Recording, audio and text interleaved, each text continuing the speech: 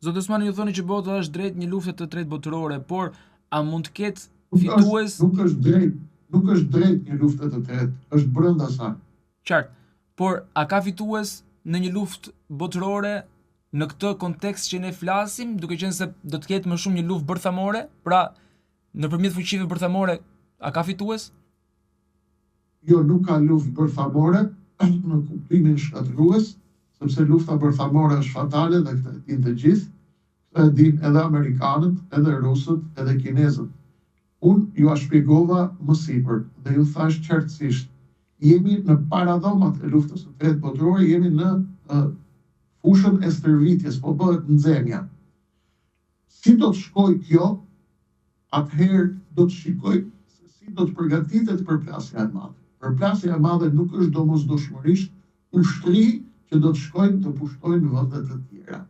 Përplasja e madhe bëhet nëpërmjet kush do të kontrollojë korridoret ujore, kush do të kontrollojë naftën, kush do të kontrollojë energjinë, kush do të kontrollojë mineralet e ralla, kush do të kontrollojë polin e veriut, kush do të kontrollojë fabrikat dhe industrinë e microchipave, kush do të kontrollojë Tajvanin dhe si do të shkojë marrëveshja e re botërore ndërmjet Amerikës, Rusisë, Kinës, Indisë dhe Japonisë.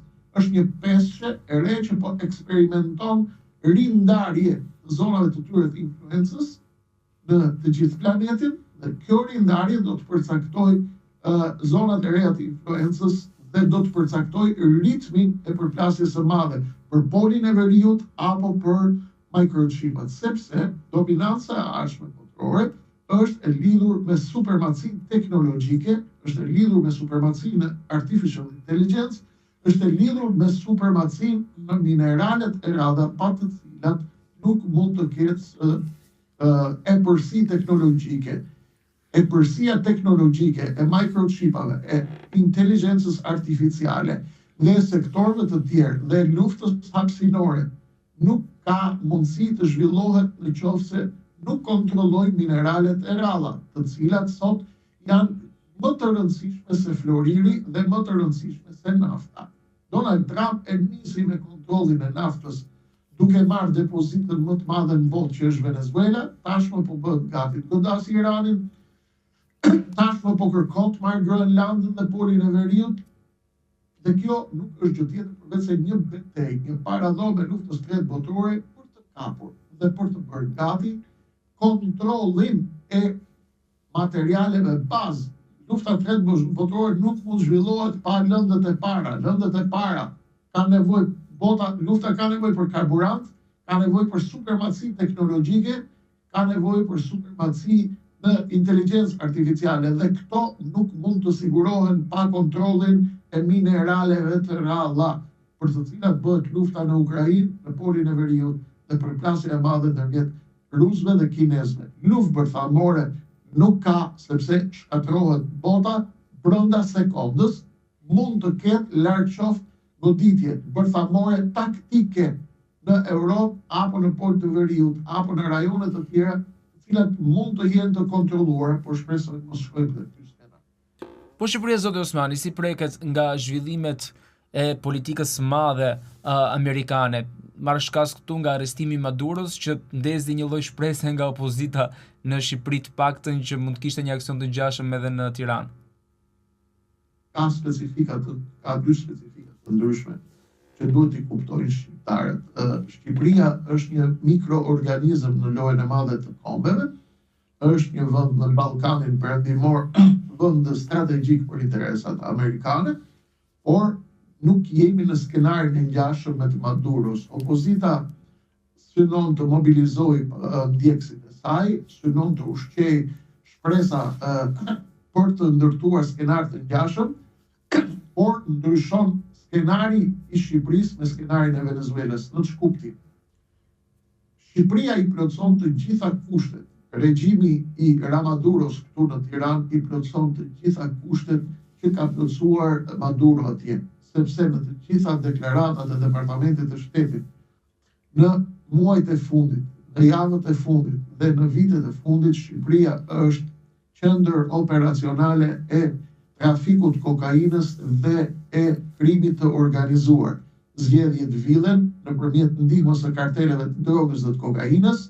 Këtë kemi parë tek përgjimet që kanë dalë dhe që i kanë tashmë edhe shërbimet europiane edhe ato amerikane, edhe ato të vendeve të tjera mike të Shqipërisë, ku kartelet e drogës ndryshonin vendin rënditjen e kandidatëve për deputet të rilindjes, që është klauzola e narkoterrorit. Por nuk pritet një skenar si Maduro, sepse ndryshon specifika në Shqipëri. Pra, vjen njëri ta marrë Edi Ramën në helikopter. Edi Rama vazhdon të jetë në pushtet, sepse ai ka një alibi të madhe në dorë deri tani. U thot pjesës tjetër të botës, po i ka unë do të vi Berisha. Berisha ka një mal të madh përpara. Berisha është duke bërë të gjitha përpjekjet për të mbajtur popullin në një shpërfim të kontrolluar. Që do të thotë, do të ruaj absolutisht monopolin e opozitës dhe për këtë po e ndihmon fort Edi Rama, sepse Berisha nuk është interesuar të largohet Edi Rama, sepse Edi Rama humbet më pas alibin e tij juridike. Berisha ka nevojë për alibi politike dhe alibi juridike.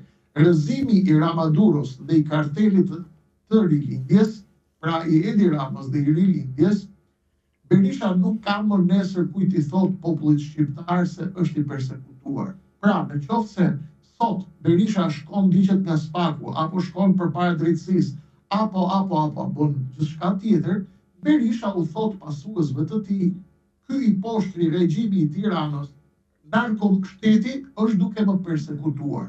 Në rast se narkoshteti bie, Berisha nuk u thot më dot njerëzve jam duke u persekutuar. Prandaj, çifti Rama Berisha janë të lidhur si vëllezërit siamez me njëri tjetrin. Berisha synon të kontrollojë monopolin e opozitës, ndaj po bën dhe këto tryezat, por Berisha ka një mal të madh përpara, të cilin unë ja kam këshilluar nga kanali im. Berisha ka dy probleme të mëdha.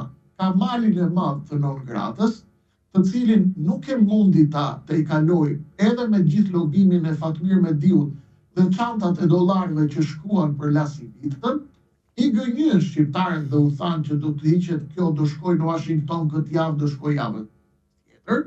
Ne pritëm të çfarë do të ndodhte, por në Amerikë nuk ndodhi kjo. Brenda Partisë Demokratike nuk ka më një luftë për të ardhur në pushtet. Ka luftë klanesh, të cilat po synojnë kush do të zëvendësojë Berishën, dhe Berisha e di këtë.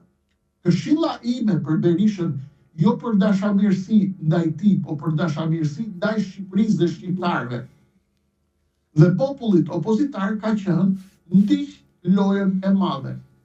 Loja e madhe ka rregullat e saj dhe ka ritmin e saj dhe ka radhën e saj. Fillimisht që Berisha të bëhej pjesë e planeve të administratës së re amerikane, ka nevojë për dy komponentë të rëndësishëm. Një, i hiqet non-grata, dhe e dyta që të jetë lojtar strategjik. Berisha mundej të ishte lojtar taktik, sepse është 81 vjeçar dhe amerikanët nuk i lidhin kontratat e tyre në botën e re me lojtar 81 vjeçar.